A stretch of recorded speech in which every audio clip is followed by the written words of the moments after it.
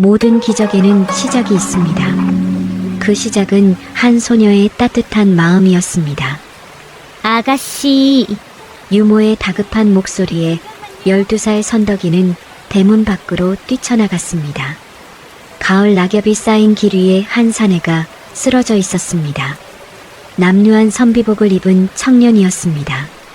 얼굴은 창백했고 입술은 바싹 말라 있었습니다. 유모, 어서 물 좀 가져와. 선덕이는 청년의 머리를 무릎에 올리고 이마를 짚어보았습니다. 뜨거운 열이 손에 전해졌습니다. 아가씨, 안 됩니다. 저런 거지 같은 선비를 왜 돕습니까? 나리께서 하시면. 됐어. 어서 물 좀 더 가져오라니까. 물을 마신 청년이 천천히 눈을 떴습니다. 맑은 눈빛이었습니다. 고맙습니다. 언제 마지막으로 밥을 먹었어요? 사흘 아니, 나흘 전입니다. 선덕이는 청년을 부축해 일으켰습니다. 유모, 사랑채에 이분을 모셔. 내가 아버지한테 말씀드릴게. 하지만 아버지 이상희는 완강했습니다. 안 된다. 저런 거지를 우리 집에 들일 수는 없어. 아버지, 사람이 굶어 죽게 생겼어요.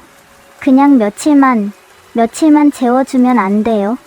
선덕아, 세상은 내가 생각하는 것만큼 따뜻하지 않단다. 착한 마음씨는 좋지만 아버지도 예전에 말씀하셨잖아요.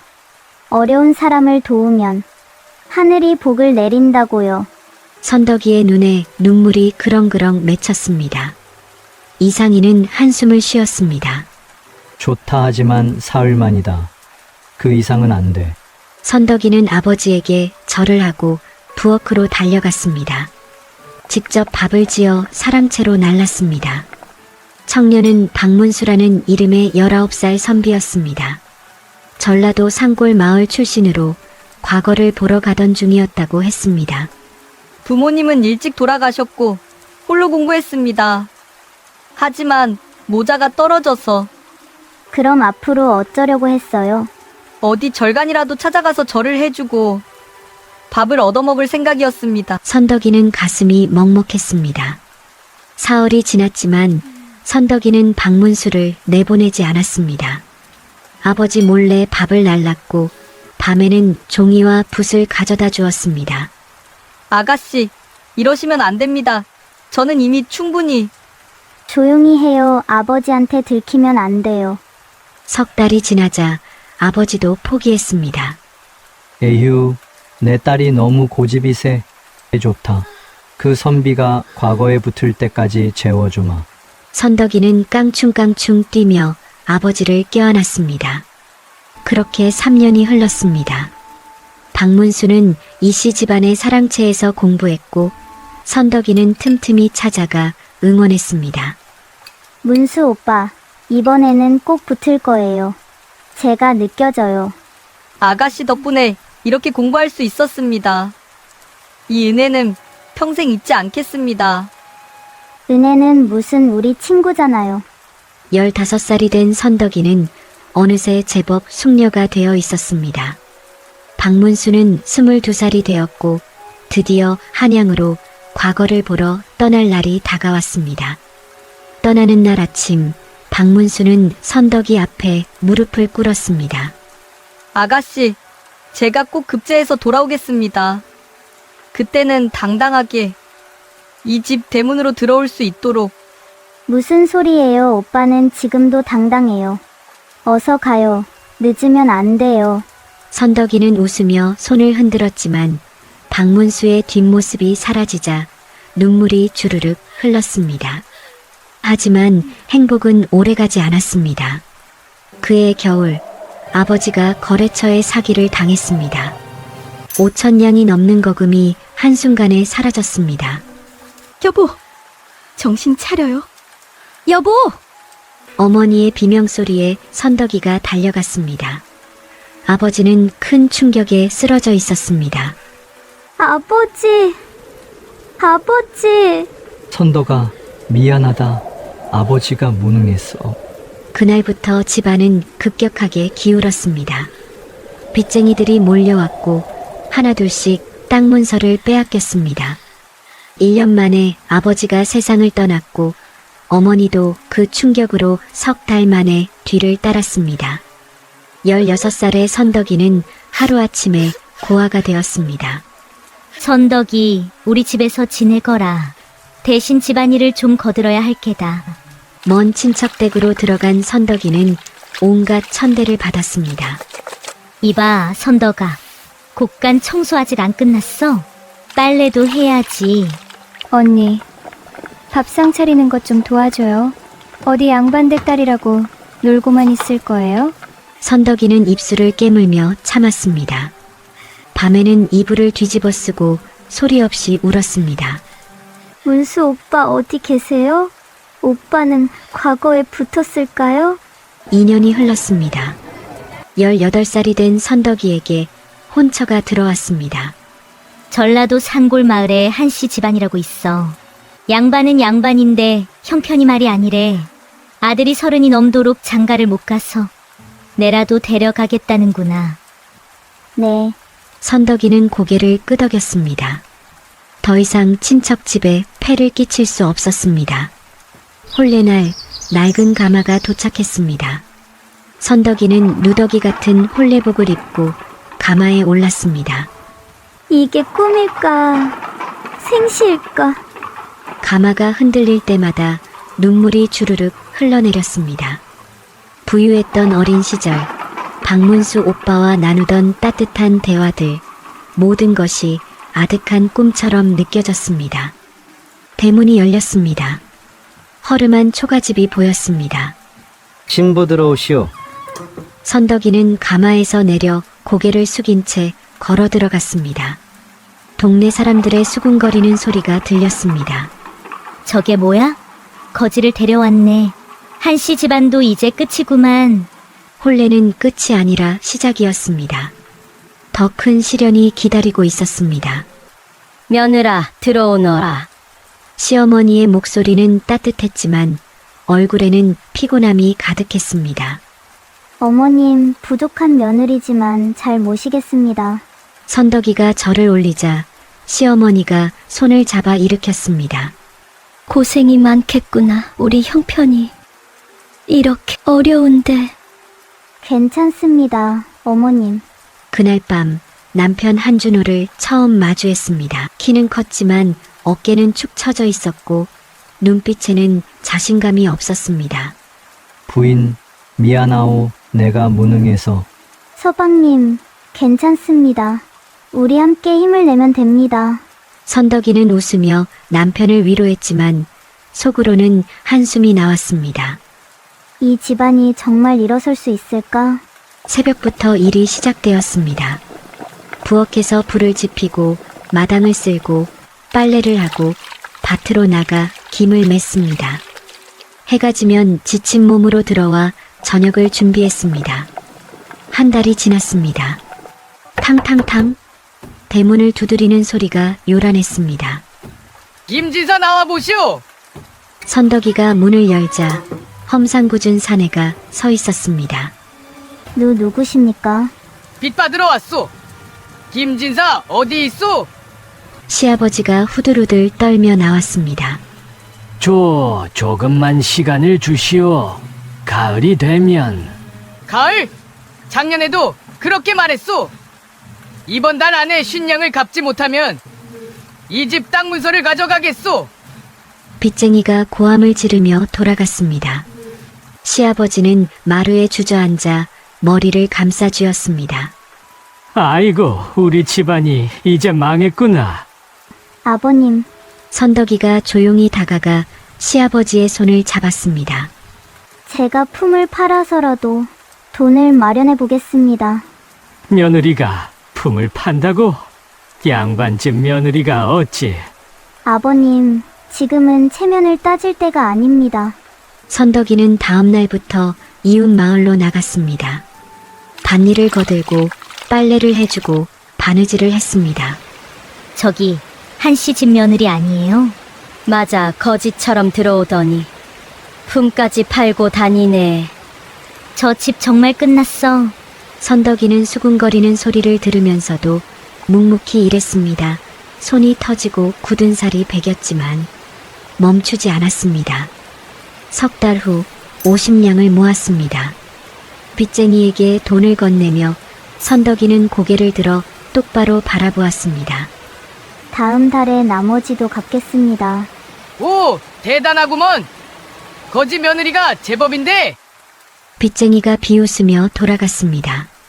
그러던 어느 날 시아버지가 쓰러졌습니다. 여보, 정신 차려요. 시어머니의 비명에 선덕이가 달려갔습니다. 시아버지는 얼굴이 새하얗게 질려 있었습니다. 아버님. 시아버지는 심한 기침을 하며 괴로워했습니다. 어머니, 의원을 불러야 합니다. 며느리야, 약값이 없단나. 선덕이는 자기 방으로 달려갔습니다. 작은 보자기를 꺼내 펼쳤습니다. 그 안에는 어머니의 은비녀가 들어 있었습니다. 유일하게 남은 어머니의 유품이었습니다. 어머니, 죄송합니다. 선덕이는 비녀를 꼭 쥐고 장으로 달려갔습니다. 이거 얼마에 살 수 있습니까? 은비녀인데 상태가 좋네. 세냥 주지. 감사합니다. 선덕이는 그 돈으로 약을 샀습니다. 집으로 돌아와 정성껏 약을 다렸습니다. 아버님, 이 약을 드시면 나아지실 겁니다. 시아버지가 선덕이의 손을 잡았습니다. 며느라, 내 귀한 것을 팔았구나. 당신구보다 아버님 건강이 더 중요합니다. 시어머니가 며느리를 끌어안고 눈물을 흘렸습니다. 고맙다. 며느라가 정말 고맙다. 하지만 약을 먹어도 시아버지의 병은 나아지지 않았습니다. 겨울이 깊어갈수록 기침은 더 심해졌습니다. 어느 추운 밤 선덕이는 부엌에서 마지막 남은 쌀로 죽을 끓이고 있었습니다. 눈물이 뚝뚝 떨어졌습니다. 이렇게 끝나는 걸까? 우리 집안은 정말 일어설 수 없는 걸까? 그때 시어머니가 부엌으로 들어왔습니다. 며느리야. 어머님. 두 사람은 서로를 끌어안고 소리 없이 울었습니다. 미안하다, 며느라가. 내가 너를 이 고생길로 데려온 게 잘못이었구나. 아닙니다. 어머님, 제가 부족해서 집안을 일으키지 못하는 겁니다. 아니다, 넌 정말 잘하고 있어. 이렇게 고생스러운데도 불평 한마디 안 하고. 넌 정말 대단한 며느리야. 그날 밤 선덕이는 창밖을 바라보았습니다. 달도 없는 깜깜한 밤이었습니다. 문수 오빠 어디 계세요? 오빠는 잘 지내고 계시겠죠? 봄이 왔지만 시아버지는 끝내 눈을 뜨지 못했습니다. 아버님! 아버님! 남편은 시신을 끌어안고 통곡했습니다.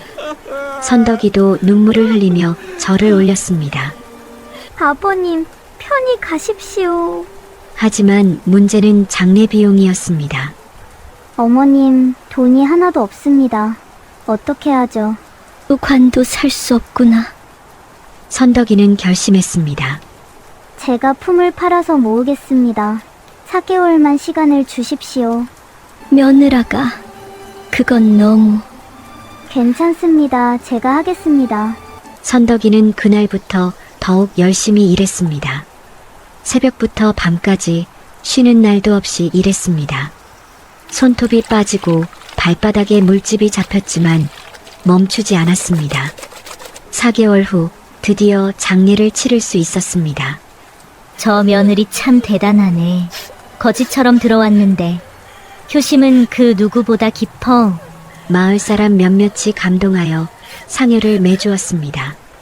장례를 마치고 돌아온 날 밤 선덕이는 마루에 앉아 하늘을 바라보았습니다. 아버님, 이제 편히 쉬세요. 제가 꼭 이 집안을 일으키겠습니다. 별이 하나 반짝였습니다. 마치 대답하는 것 같았습니다. 어느 날 대문 밖에서 말발굽 소리가 들려왔습니다. 누가 우리 집을 찾을 리가 있겠어? 시어머니가 중얼거렸습니다. 하지만 대문 밖에서 들리는 말발굽 소리는 점점 가까워졌습니다. 선덕이가 대문을 열었습니다. 화려한 관복을 입은 관리가 말에서 내리고 있었습니다. 그 뒤로 수행원들이 늘어서 있었습니다. 실례지만 한진사 댁이 맞습니까? 네, 그렇습니다만. 관리가 선덕이를 바라보았습니다. 그리고 눈이 점점 커졌습니다. 아, 아가씨. 이선덕 아가씨가 맞습니까? 선덕이는 그 목소리를 듣는 순간 온몸이 굳어버렸습니다. 믿을 수 없었습니다. 문문수 오빠? 아가씨, 박문수는 선덕이 앞에 무릎을 꿇었습니다. 수행원들이 깜짝 놀라 주인을 말렸지만 박문수는 개의치 않았습니다. 아가씨, 정말 아가씨가 맞습니까? 제가 얼마나 찾아 헤맸는지. 오빠 정말 오빠예요? 선덕이의 눈에서 눈물이 주르륵 흘러내렸습니다. 6년 만에 재회였습니다. 일어나세요. 오빠 여기서 이러시면. 아닙니다. 제가 먼저 사죄해야 합니다. 은인을 이제야 찾았습니다. 시어머니와 한준호가 놀라서 나왔습니다. 며느라가 저분이 누구냐? 어머님, 제가 어렸을 때 도왔던 선비입니다. 박문수가 일어나 정중하게 절을 올렸습니다. 한진사 부인 사위어를 처음 뵙겠습니다. 저는 한성부 판윤 박문수입니다. 한성부 판윤이라고? 시어머니가 깜짝 놀라 뒤로 물러섰습니다. 안으로 들어가 자리를 잡았습니다. 박문수는 자신의 이야기를 들려주었습니다. 아가씨의 은혜로 3년간 공부할 수 있었습니다. 과거에 응시하여 장원급제했고 현재는 한성부 판윤의 자리에 있습니다. 오빠 정말 잘 되셨네요. 급제한 후 곧바로 전주로 달려갔습니다. 하지만 이 댁은 이미 사라지고 없었습니다. 박문수의 목소리가 떨렸습니다. 주변에 수소문했지만 아가씨가 혼이 나요. 성이 바뀌었기에 찾을 수 없었습니다. 6년간 전국을 다니며 이선덕이라는 이름을 찾아 헤맸습니다. 오빠, 그러다 우연히 이곳 원님에게서 한씨 집안에 이씨 성을 가진 며느리가 들어왔다는 이야기를 들었습니다. 혹시나 해서 달려왔는데 박문수는 선덕이의 손을 잡았습니다. 아가씨 정말 죄송합니다. 은인이 이런 고생을 하시는데 저는 몰랐습니다. 아닙니다. 오빠가 잘 되신 것만으로도 충분합니다. 아닙니다. 박문수의 목소리가 커졌습니다. 제가 받은 은혜를 갚지 못한다면 제가 무슨 낯으로 벼슬을 하겠습니까? 박문수는 시어머니와 한준호를 바라보았습니다. 부인, 사위얼은 이 댁의 사정을 들었습니다. 빚이 있다고 들었습니다. 그렇소이다만 얼마입니까? 200냥입니다. 내일 당장 갚아드리겠습니다. 네. 시어머니와 한준호가 동시에 소리쳤습니다. 그리고 사위얼은 박문수가 한준호를 바라보았습니다. 한양에 정구품 참봉 자리가 하나 비었습니다. 제가 추천하겠습니다. 저를요? 한준호는 믿을 수 없다는 표정이었습니다. 평생 과거를 준비했지만 한 번도 붙지 못한 제가 어떻게... 사위어른께서는 글 공부를 하셨다고 들었습니다. 충분합니다. 나머지는 제가 가르쳐 드리겠습니다. 대감님 이렇게까지 하실 필요는... 아닙니다. 박문수는 다시 선덕이를 바라보았습니다. 아가씨께서 굶어 죽을 뻔한 저를 살려주셨습니다.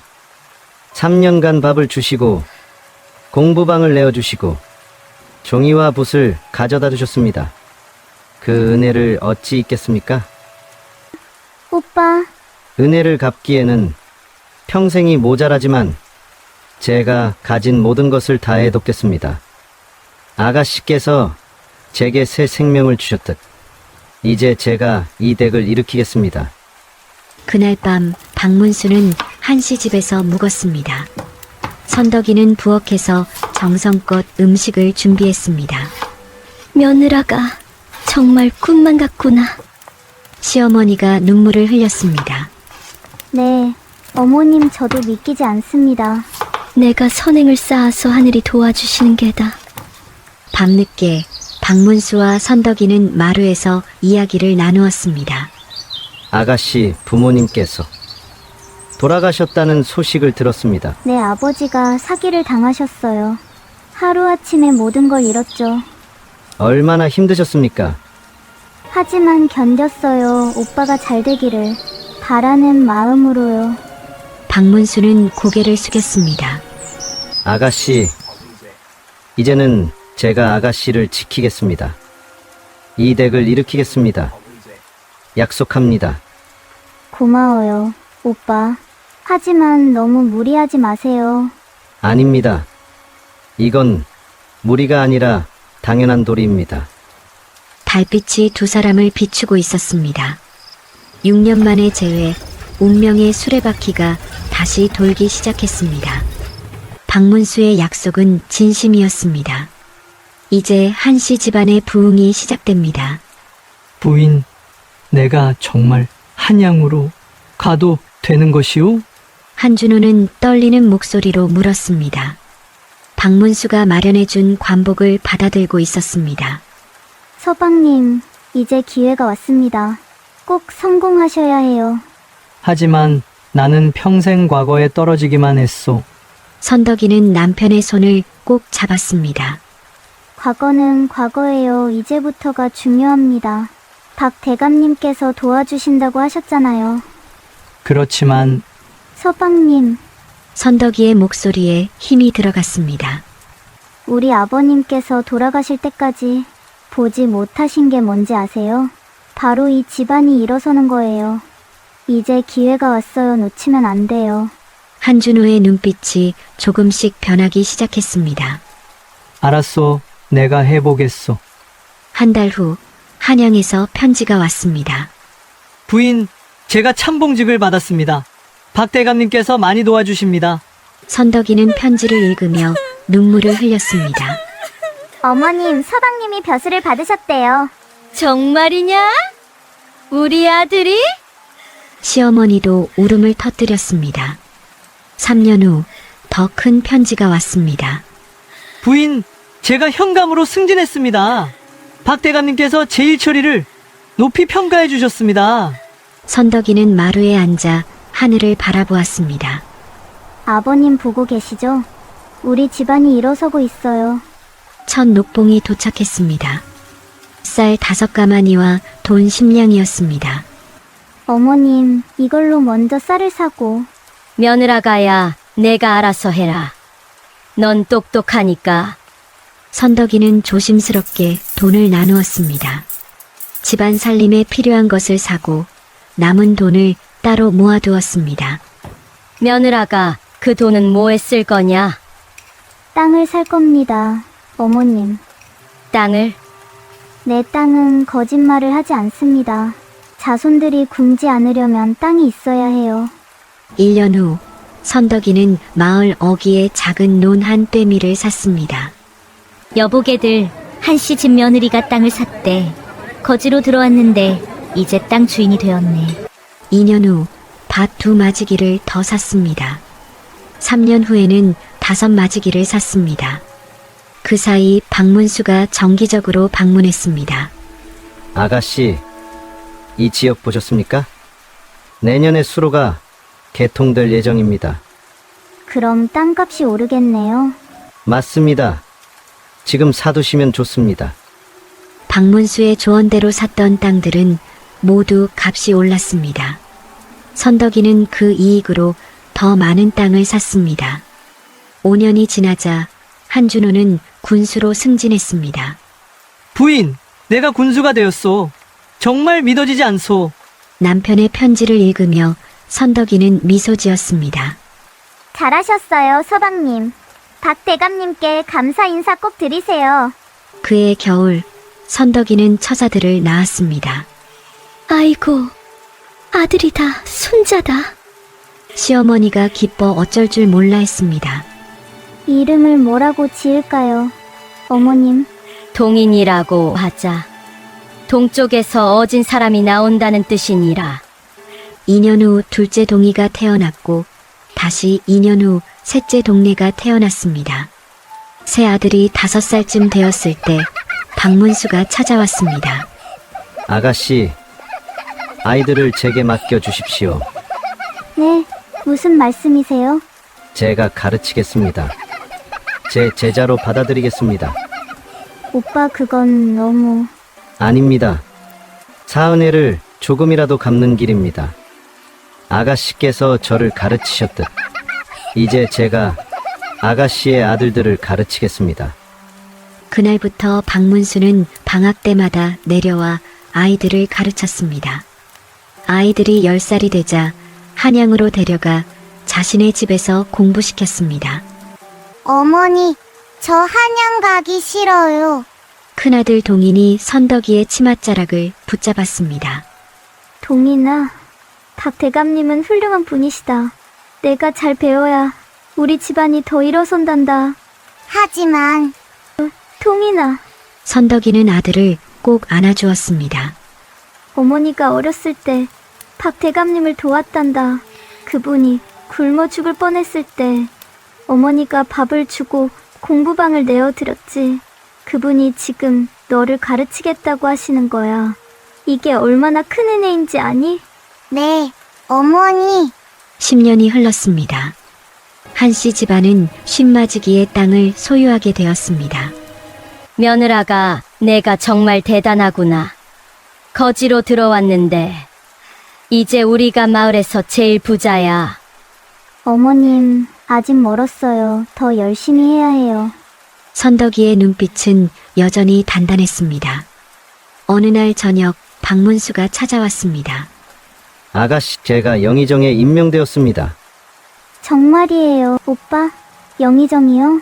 네, 모두 아가씨 덕분입니다.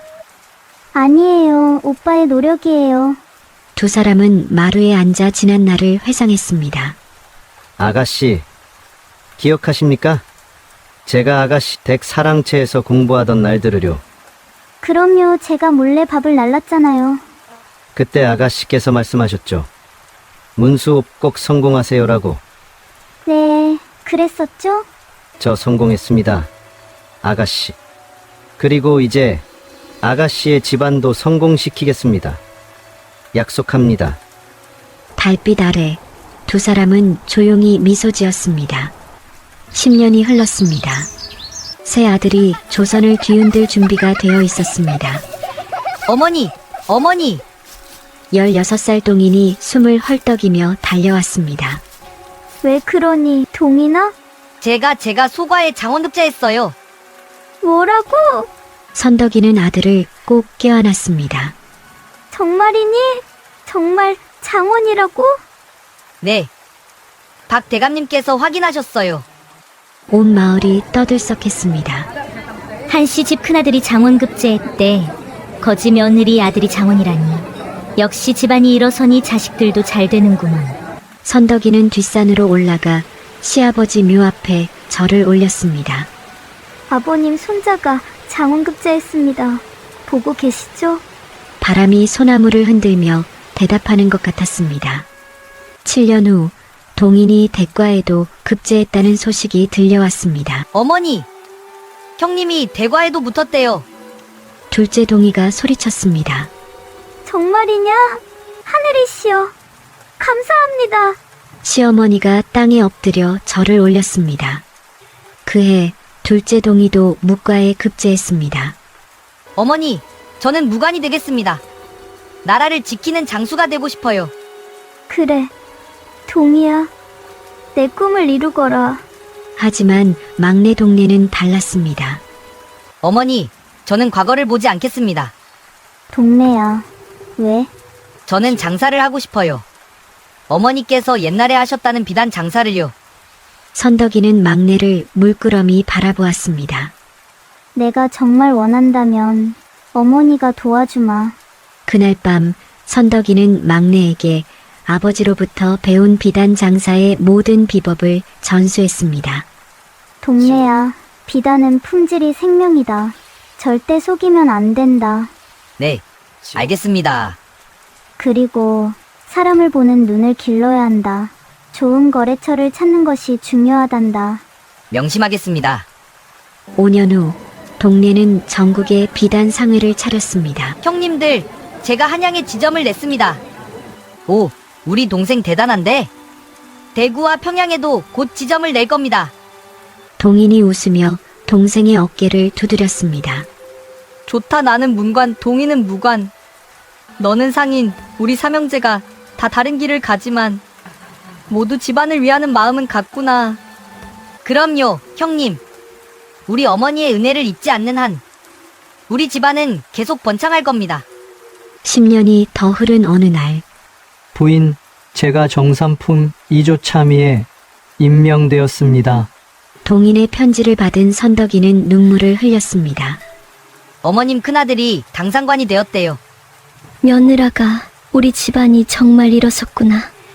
시어머니도 함께 울었습니다. 그해 봄 박문수가 마지막으로 방문했습니다. 아가씨, 제가 이제 늙었습니다. 곧 벼슬에서 물러날 것입니다. 오빠 세월이 정말 빠르네요. 두 사람은 이제 모두 60대가 되어 있었습니다. 아가씨, 제가 아가씨께 받은 은혜를 다 갚았는지 모르겠습니다. 오빠, 충분히 갚으셨어요. 아니, 너무 많이 주셨어요. 아닙니다. 아가씨께서 굶어 죽을 뻔한 저를 살리지 않으셨다면 저는 지금 어디에 있었겠습니까? 오빠, 제 평생 가장 큰 복은 아가씨를 만난 것이었습니다. 박문수는 선덕이의 손을 잡았습니다. 이제 저는 물러나지만 아가씨 집안은 계속 번창할 것입니다. 아드님들이 훌륭하게 크셨으니까요. 고마워요. 오빠 정말 고마워요. 그날 밤 온 가족이 모여 식사를 했습니다. 큰아들은 당상관, 둘째는 훈련대장, 셋째는 조선 3대 비단 상인. 선덕이는 가족들을 바라보며 생각했습니다. 이 모든 것이 어린 시절 한 사람을 도운 것에서 시작되었구나. 어머니, 무슨 생각하세요? 아니다. 동이나 그냥 너희들이 잘 자라줘서 고맙다는 생각을 했단다. 어머니께서 잘 키우신 덕분이죠. 아니다. 너희 아버지와 할머니 그리고 박태감님 모두의 덕분이다. 밖에서 달빛이 쏟아지고 있었습니다. 선덕이는 창밖을 바라보며 조용히 미소 지었습니다. 아버지, 어머니 보고 계시죠? 저 잘 살고 있어요. 3대의 영광이 찾아왔습니다. 하지만 진짜 유산은 따로 있었습니다. 할머니, 손자가 뛰어왔습니다. 동인의 장남이었습니다. 왜 그러니? 제가 소가에 장원급제했어요. 80세가 된 선덕이는 손자를 꼭 껴안았습니다. 정말이냐? 우리 손자가? 네. 할아버지처럼 장원이래요. 하늘이시여 감사합니다. 3대 연속 장원급제, 온 마을이 축하 잔치로 들썩였습니다. 한씨 집안이 정말 대단하네. 거지 며느리가 3대를 일으켰어. 선행을 쌓으니 자손이 번창한다더니 정말 그 말이 맞구먼. 대문 앞에는 3대에 걸친 급제를 기념하는 홍살문 3개가 나란히 세워졌습니다. 어느 날 저녁 90세가 된 박문수가 마지막으로 찾아왔습니다. 하인의 부축을 받으며 걷는 모습이 느렸습니다. 오빠, 선덕이가 달려가 박문수를 부축했습니다. 아가씨, 오랜만입니다. 두 노인은 마루에 앉아 지난 세월을 돌아보았습니다. 아가씨, 기억하십니까? 제가 아가씨 댁 대문 앞에 쓰러져 있던 날을요. 그럼요. 제가 물을 떠다 드렸죠? 그때 아가씨의 맑은 눈빛을 잊을 수가 없습니다. 오빠도 그때 은혜를 잊지 않겠다고 하셨죠? 네, 그리고 지켰습니다. 박문수의 눈에 눈물이 고였습니다. 제 평생 가장 큰 복은 아가씨를 만난 것이었습니다. 아가씨께서 제게 생명을 주셨고 저는 아가씨 집안에 번영을 드렸습니다. 아니에요. 오빠, 제가 더 많이 받았어요. 아닙니다. 아가씨, 저는 그저 받은 것을 돌려드린 것뿐입니다. 두 사람은 서로의 손을 잡고 한참을 말없이 앉아 있었습니다. 아가씨, 이제 저는 곧 떠날 것 같습니다. 오빠, 하지만 아가씨 집안은 영원히 번창할 것입니다. 선행의 씨앗을 뿌렸으니 그 열매는 대대손손 이어질 것입니다. 석 달 후 박문수가 세상을 떠났다는 소식이 들려왔습니다. 선덕이는 한양으로 올라가 마지막을 배웅했습니다. 오빠 편히 가세요. 저도 곧 따라갈게요. 그의 여름 선덕이는 손주들을 모두 불러 모았습니다. 얘들아, 할머니가 이야기를 하나 해줄게. 손주들이 할머니 무릎에 모여들었습니다. 할머니가 12살이었을 때 집 앞에 쓰러진 선비 한 분을 도왔단다. 누구요? 할머니? 박문수 대감님이시지? 그분이 굶어 죽을 뻔했을 때 할머니가 밥을 주고 공부방을 내어드렸어. 그래서요? 그분이 나중에 큰 벼슬을 하시고 우리 집안을 도와주셨단다. 너희 할아버지께서 벼슬을 하실 수 있었던 것도 너희 아버지들이 과거에 붙을 수 있었던 것도 모두 그분 덕분이야. 손주들은 숨죽여 들었습니다. 얘들아, 명심해라. 한 사람을 진심으로 도우면 그 복이 3대를 넘어 영원히 이어진단다.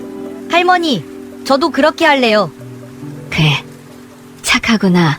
그해 가을 선덕이는 마을에 서원을 세웠습니다. 이 서원에서는 가난한 선비들을 무료로 가르쳤습니다.